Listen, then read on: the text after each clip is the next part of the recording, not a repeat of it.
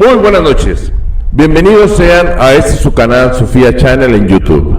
Al micrófono su amigo José Mario Hernández, quien agradece la amabilidad de su sintonía.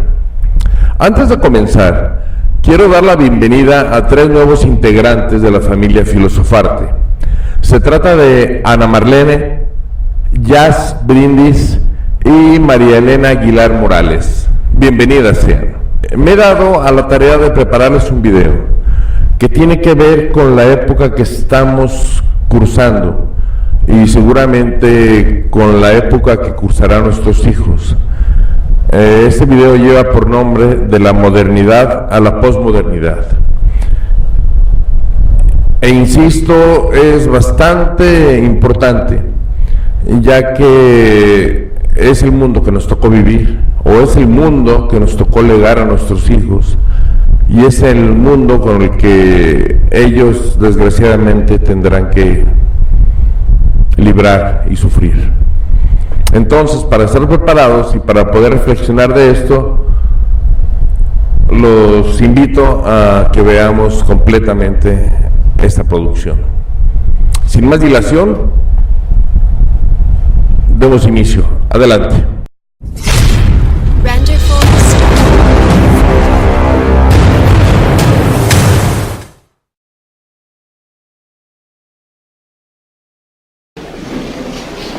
She's great. Go ahead, now, speak to her. No, are you kidding? No, go on, before the room museum? gets... Come on, go on, give it a try. What are we gonna That's what we're see? here for, huh? Go on. Casual.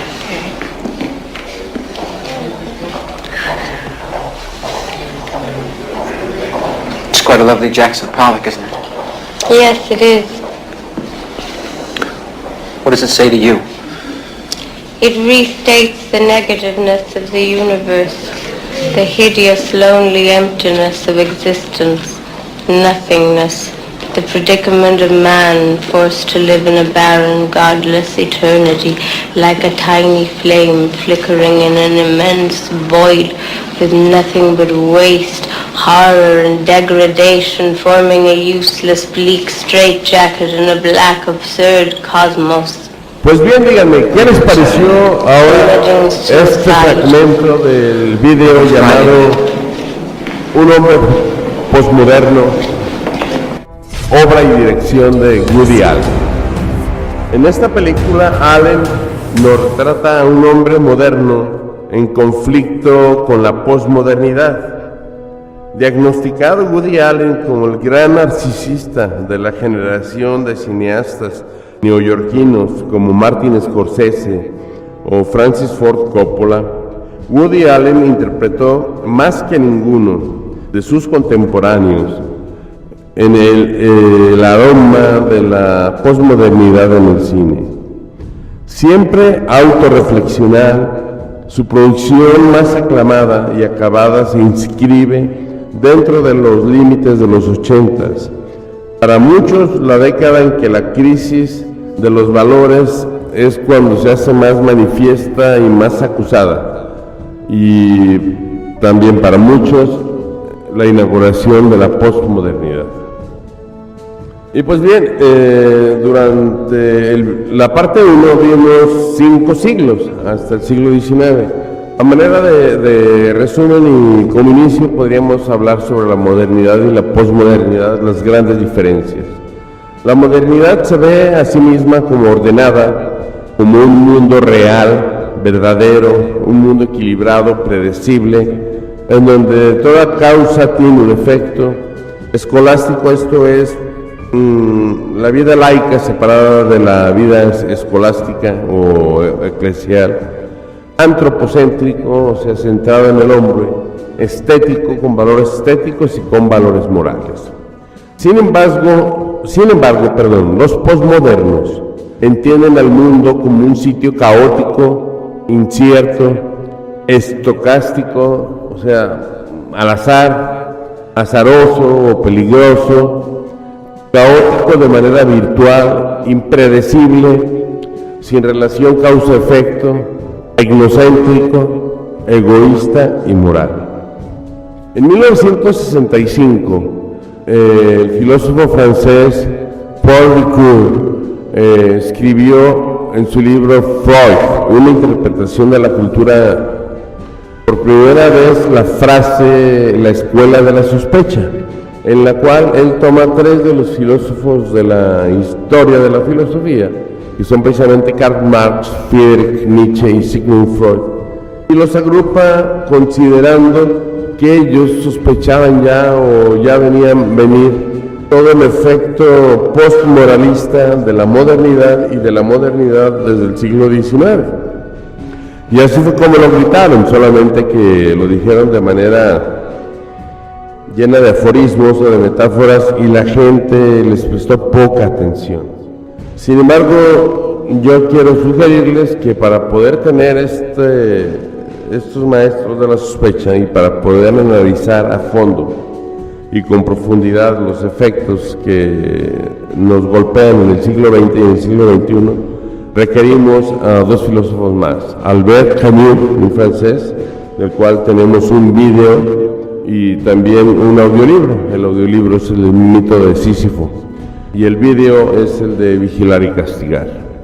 Y de Michel Foucault, de este francés, desarrolló los conceptos de sociedad disciplinaria, biopolítica, biopoder y panoptismo, que se ejerce sobre los ciudadanos para disciplinarlos. Ahorita vamos a la explicación de estos. Y ahorita viene algo muy importante, para lo cual tengo que tomar un traguito de agua para darme ánimo. Listo, perdón.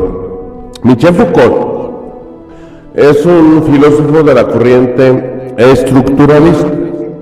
Es un filósofo bastante complejo de leer, pero una vez comprendiéndolo aclara muchísimas situaciones y nos aclara nuestro presente, seguramente algo del pasado, pero sobre todo mucho futuro. Su obra básica sobre filosofía ha de estar compuesta por más de 12 tratados, y lo que voy a pretender hacer, por eso el buche de agua y todos los ejercicios, es porque voy a intentar transmitirles el mensaje de Foucault, o lo que escribía Foucault, solamente en 3 gráficos, en 3 slides, con la menor cantidad de letras posible. Entonces vamos allá, desearme éxito. Comenzamos con la sociedad disciplinaria, con la biopolítica y con el biopoder. Primero, ¿qué es la biopolítica? La biopolítica se asume o se faculta a través de la vigilancia y del castigo. O sea, estas son las herramientas para que se pueda hablar de una biopolítica, ¿vale? Entonces, en la biopolítica todo el mundo intenta escapar de ser vigilados y sobre todo de ser castigados. Perdón, estaba apagando el celular, ya está. Es por lo que en el televisor que aparece a un lado dice, ponga su verdad aquí. Porque a partir del siglo XX, de la segunda mitad,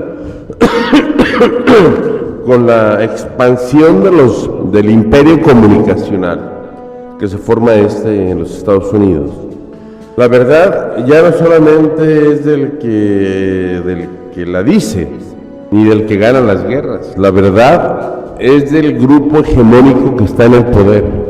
Ellos fabrican las verdades que toda la gente consume.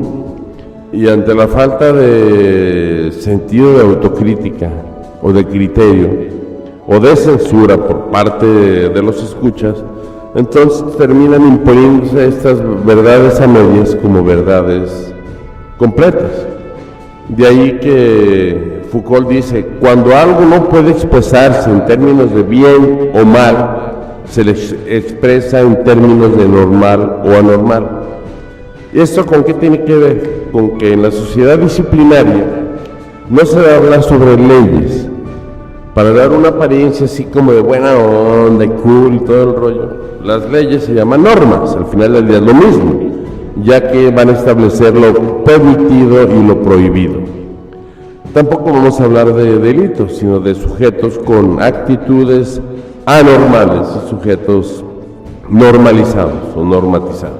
Entonces, comenzando por el frente, tenemos al referente de Foucault, es la sociedad disciplinaria. Si nos desplazamos hacia mi izquierda, que es su derecha, llegamos que esto implica una sociedad vigilada. cuyo rol es prevenir a través de la vigilancia, que la vigilancia se hace con el llamado panoptismo, que como ya habíamos dicho son todos los instrumentos para estar espiando a la gente de manera remota.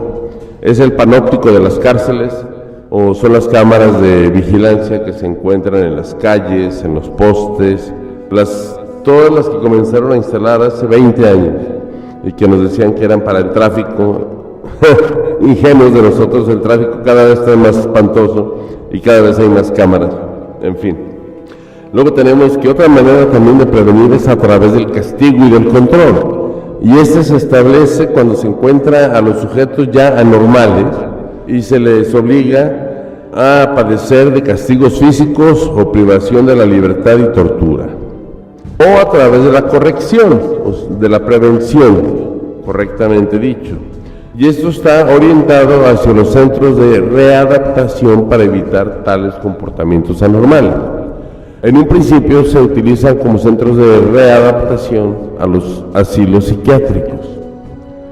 Y el panoptismo, o todo el sistema completo de vigilancia, castigo, control y corrección, consiste en un control corporal y psicológico, cuyo objetivo es crear cuerpos dóciles sin pensamiento crítico. Algo como lo que las escuelas han estado creando desde después de la revolución industrial. Entonces estamos hablando que el sistema educativo, con esos programas educativos en prácticamente todo el mundo, porque hay honrosas excepciones en los países nórdicos, pero todas están creando estas gelatinas sin cerebro desde hace casi 300 años. Entonces, las normas nos sirven para establecer lo permitido y lo prohibido. Y también se establece con la sociedad disciplinaria y con las normas que van a existir instituciones de encierro. Originalmente eran las prisiones y los asilos psiquiátricos. Y también otros sitios donde se va a aplicar esa vigilancia, la disciplina y el control, como son las escuelas, los hospitales y las fábricas, para que en un futuro se integre al sistema de disciplina al 100% de hospitales, fábricas, escuelas y prisiones. Y de esta manera, tal como hacía el Big Brother, cada vez van a estar todas las personas más despersonalizadas, van a formar parte de una muchedumbre como si fuera una, perdón por la expresión, pero no encuentro un ejemplo, o sea, está buscando un ejemplo menos lesivo, pero como si fuera una colonia de hormigas que van a intentar sobrevivir trabajando en equipo. Pero la generación millennial tiene un gravísimo problema. No es una generación para trabajar en equipo, es una generación que desde que nosotros los creamos para que obtuvieran éxito y sobresalieran de manera individual y personal. Por lo tanto, van a ser unos sujetos, o son sujetos egoístas. Ya no podemos ayudarles. Y eso fue toda la filosofía me faltó uno sobre Michel Foucault. No puede ser tan sencillo. Ah, sí, ya terminamos con Foucault. ¡Qué maravilla! ¿Qué les pareció? Con solamente 2 slides pudimos ver a Michel Foucault. Entonces, ahora seguimos con Albert Camus, francés nacido en Argel. Estableció toda su filosofía en base al mito de Sísifo. Sísifo era un semidios de la mitología griega, que era un hombre muy astuto, tan astuto que se les escapó 3 veces del Hades, del infierno. Y les gastaba muchas bromas, hasta que por fin, para que ya no se escapase, Zeus lo primero que hace es dejarlo ciego. ¡Pam! Y una vez ciego, le condena a que tiene que empujar durante todo el día una roca enorme sobre una gran montaña, por la ladera de una gran montaña, cuesta arriba. El castigo consiste en que esto va a ser por la eternidad, día tras día, año tras año, siglo tras siglo.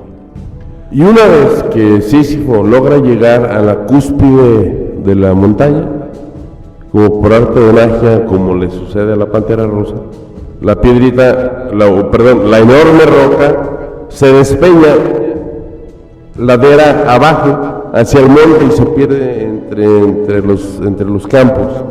Entonces el pobre Sísifo tiene que ir tanteando, porque recordemos que está ciego, hasta que encuentra la roca. Tarda toda la noche en esto, ya que la encuentra y va todo el día empujando la roca, pues logra subir la roca y vuelve a caer, y así día tras día. Esta es una metáfora magníficamente ilustrativa para entender cuál es el sinsentido de la vida. ¿Cuántas veces no nos hemos sentido que si no nos hubiéramos levantado nadie se habría dado cuenta, o no hubieran existido los problemas que causamos ese día sin querer, ese día desastroso?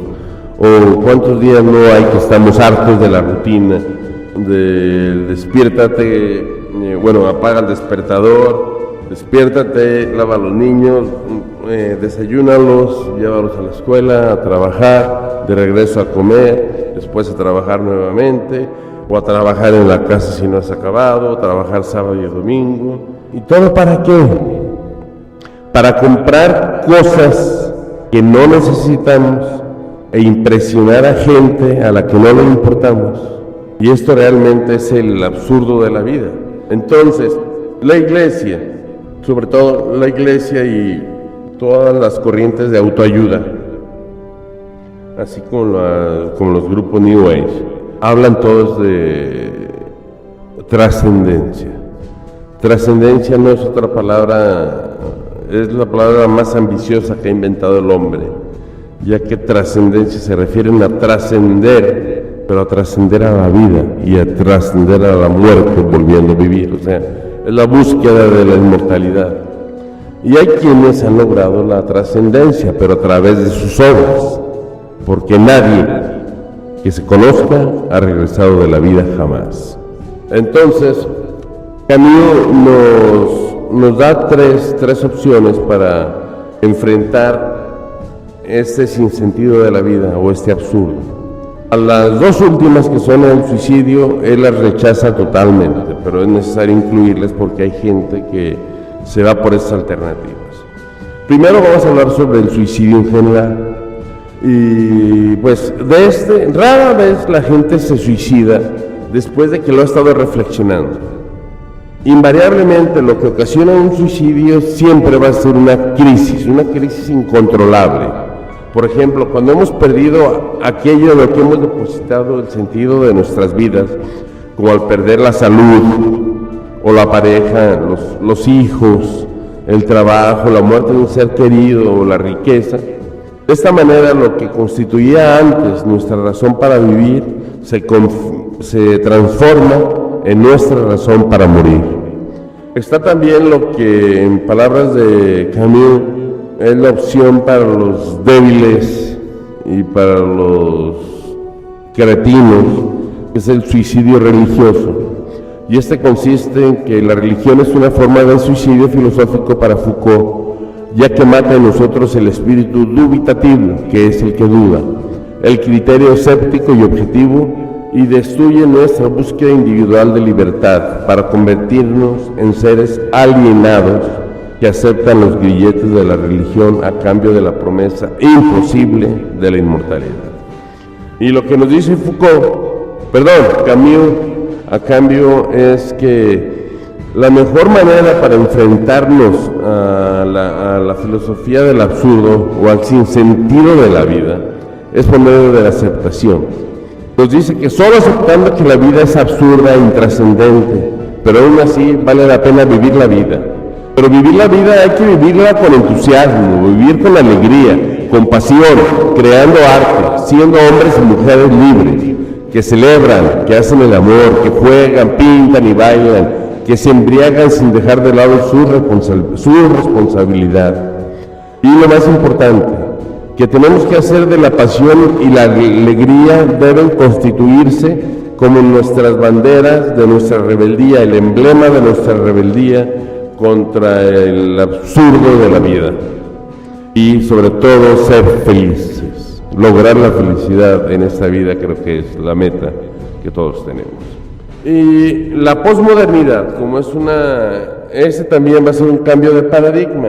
pero como la posmodernidad se va a caracterizar básicamente por una hipersociedad de consumo, lo que buscaba eran grupos que no estuvieran suficientemente abordados por la mercadotecnia para poderlos primero diferenciar, empoderar y después de empoderarlos hacerlos que gasten hasta el último dinero o hasta el dinero que no tengan en artículos que no necesitan, insisto, para impresionar a gente a las que no les importa.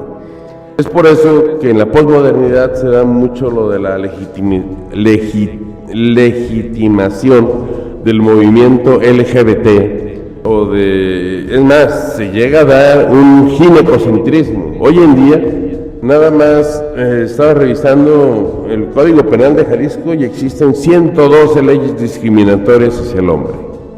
O sea, digo, ni tanto que queme al santo, ni tanto que no lo adorne. Y a nivel universal sucede lo mismo. Caray, no podemos ir de una situación de extremo a otra situación de extremo. Es como si criticamos a los terroristas y nos volvemos todos terroristas contra los otros, en fin. El objetivo no era, y ya lo van a ver. No espero poder vivir para verlo. No era empoderar al igual a la mujer que al hombre, y mucho menos a la sociedad LGBT. Se trataba de crearles un nicho de mercado, sus propios productos, que se pasearan por la calle con orgullo, vestidos como les gusta, para poderles fabricar la ropa que va de acuerdo con su estilo, toda una gama de accesorios para su estilo, hasta de autos, y así poder hacer del centro de consumo los centros de poder del posmodernismo. En esto basa, desgraciadamente es tan simple como esto, un movimiento económico. También el posmodernismo llega al fin de los metarrelatos.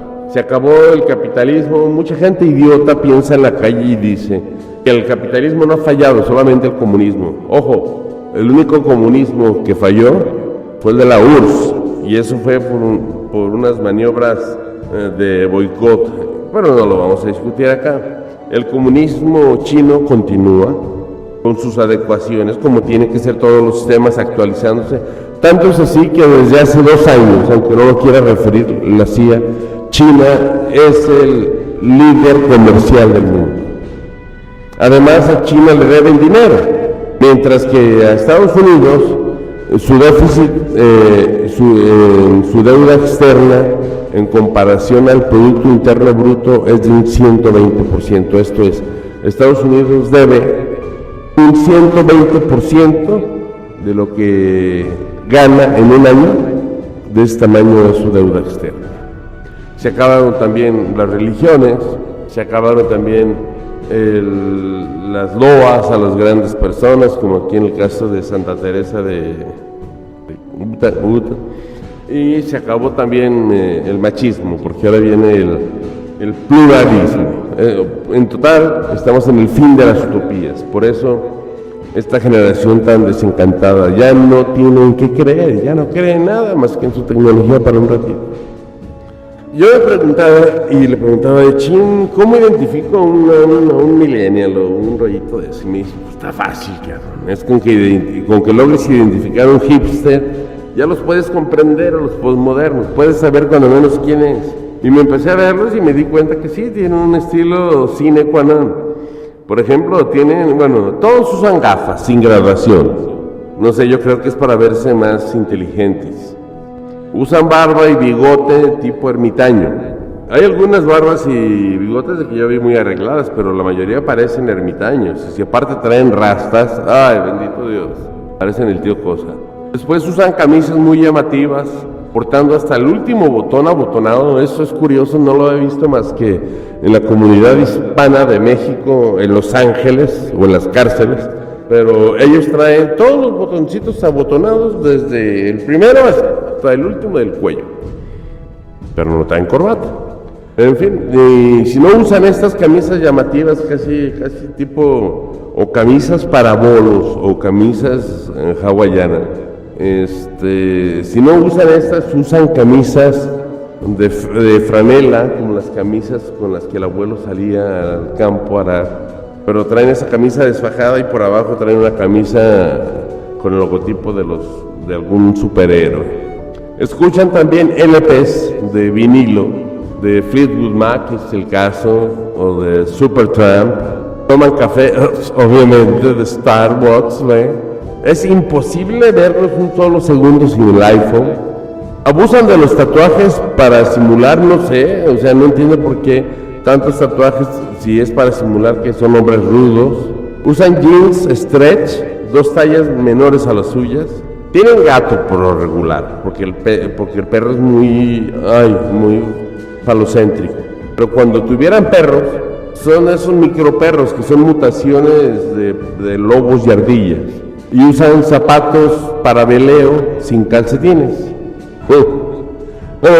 Es una manera como intenté yo actualizarme en el mundo. Entonces, otro comparativo de la modernidad versus la posmodernidad. En la modernidad tenemos extraordinaria fe en el progreso, entendiendo que el producto o los productos del progreso son producto de la ciencia y la tecnología. Mientras que en la posmodernidad existe una pérdida de fe en la razón, la ciencia y la iglesia. Bueno, no iban en el mismo razón, porque razón y ciencia no van con iglesia, son antónimos. Pero en fin, la paradoja que yo me encontré aquí es que temen tanto a la ciencia que ya deben vacunar a sus hijos. En cambio, ahorita, por ejemplo, en México hay un brote de 700 casos de sarampión, que ya no existía hace más de 20 años. Por dejar de vacunar, vuelve a existir el sarampión.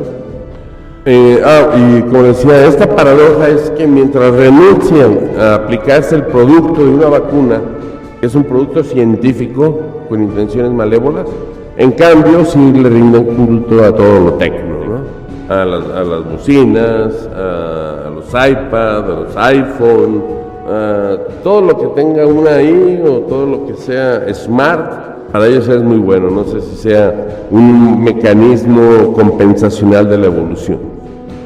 Existe durante la modernidad una gran capacidad de la razón para descubrir las leyes universales. Y la posmodernidad es la época del desencanto. Se renuncia a las utopías y a la idea de progreso en equipo.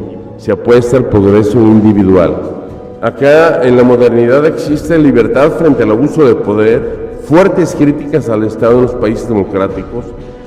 La globalización, desgraciadamente, hace insalvables las diferencias entre ricos, y es parte de lo que les iba a mencionar hace un segundo. Con frecuencia mencionan que el comunismo fue un Estado fallido, por lo que sucedió en Rusia. Sin embargo, después del complot de todos los países de Occidente y de la Iglesia Católica, Rusia está en pie, tal vez como a punto de convertirse en el primer lugar en cuanto a avances tecnológicos militares. Pero en China sigue adelante, Corea sigue adelante, Cuba tiene un bloqueo de 60 años y Cuba sigue adelante, no pasa nada. La mayor parte de los países europeos son socialistas, ¿sí? En cambio, el capitalismo ha tenido, si comencemos con el crack de 1929, suma hasta la fecha 6 cracks.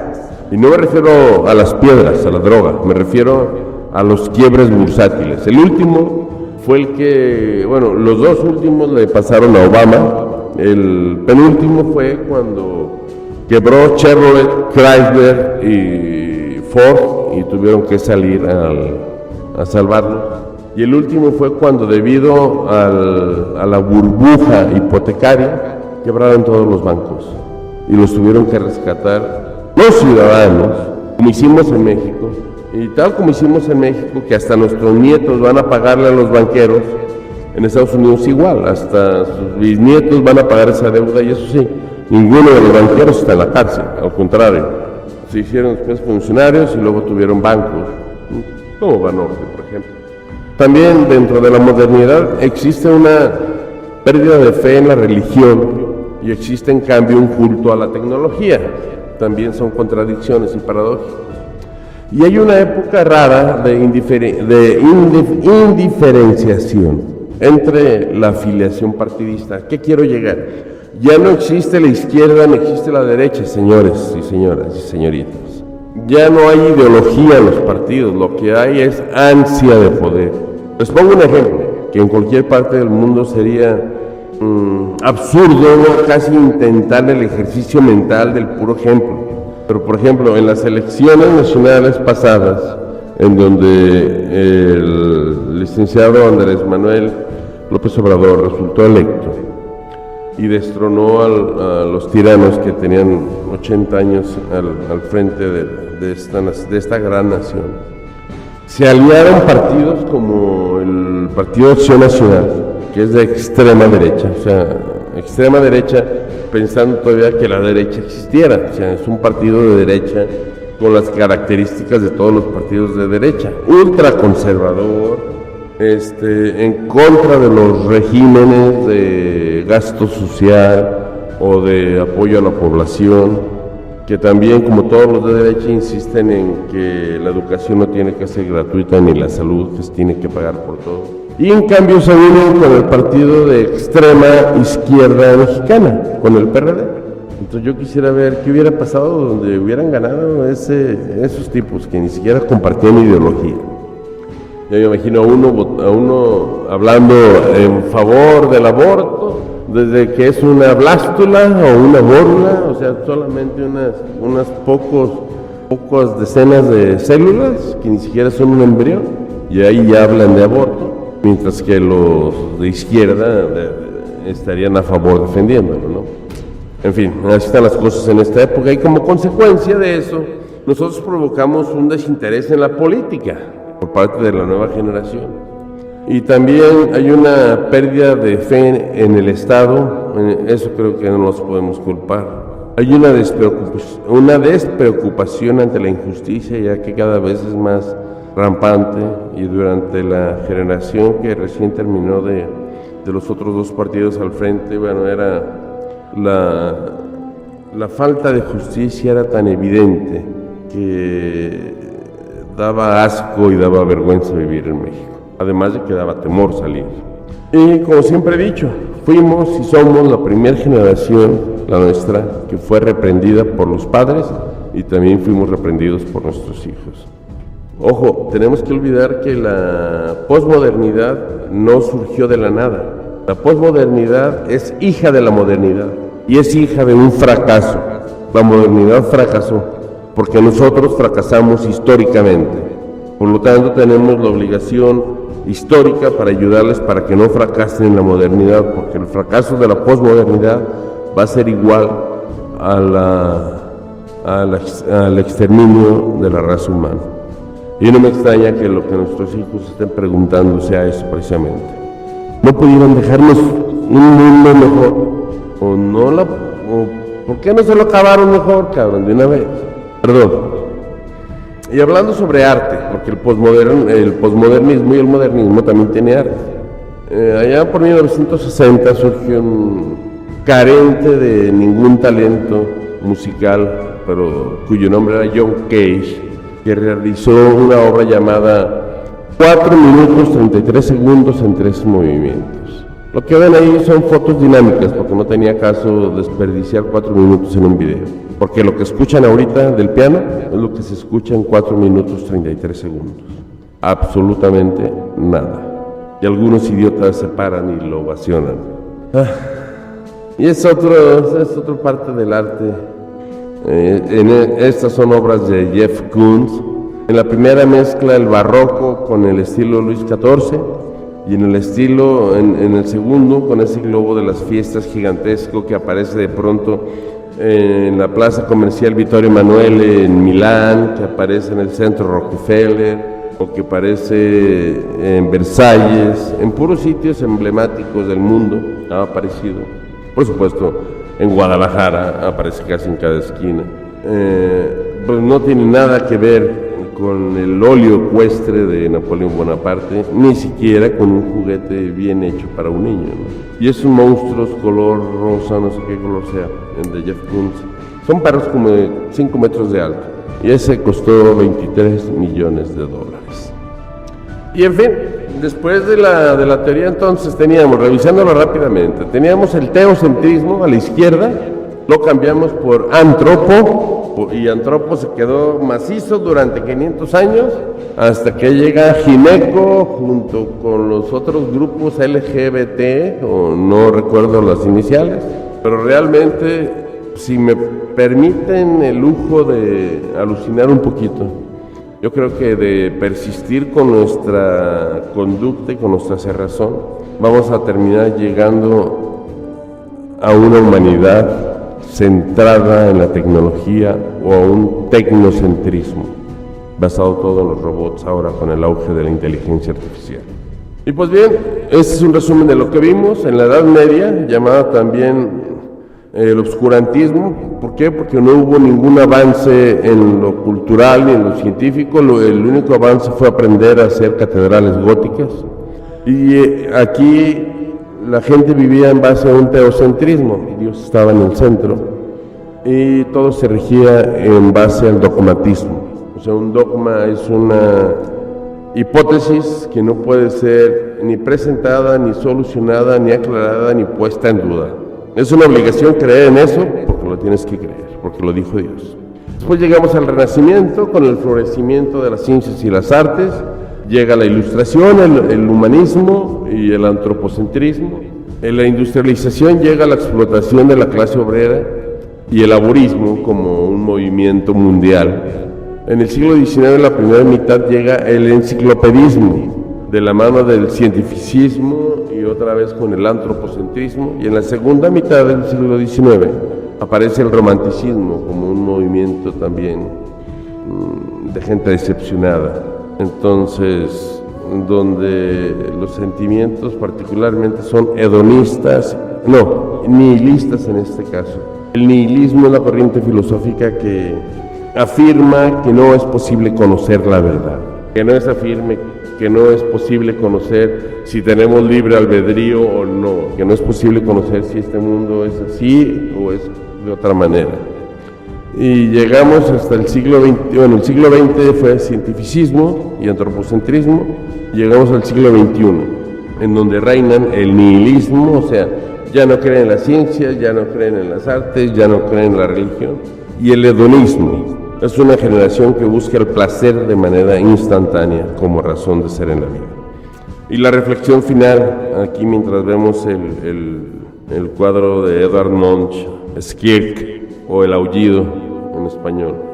¿Con cuánta frecuencia criticamos a los millennials, olvidando que no solo son nuestros hijos biológicos, lo son también en el sentido cultural, económico, financiero, histórico y ecológico, en donde está de más mencionar que fracasamos rotundamente? Se acerca el momento decisivo para la extinción de la especie, para la especie humana, por siempre y para siempre, y aún así mantenemos el comportamiento depredador que amenaza con la extinción de la especie humana. Mientras tanto, el gran payaso del gran circo mediático del norte dice que todo esto es un invento. ¿Qué futuro nos espera? Los científicos más pesimistas prevén una sociedad aún más disciplinaria, proveniente de posiciones extremas de la política y los imperios transnacionales. La única buena noticia para nuestros hijos es que, parafraseando a Jean-Paul Sartre, consiste en que nuestros hijos serán los hombres y las mujeres que se harán a sí mismos con lo poco o mucho que nosotros hicimos de ellos. No me resta más que agradecerles. Espero realmente que haya resultado de utilidad. Espero, por favor, su retroalimentación. Sin esa me parece muy difícil avanzar, porque casi es una aventura de azar poder traer lo que necesitan. Entonces, sin más que decirles, la bibliografía completa la tienen por aquí, en una parte. Y como siempre, se despide de ustedes su amigo José Mario Hernández, no sin antes recordarles: Carpe diem, tempus fugit et nomine parco. Chao.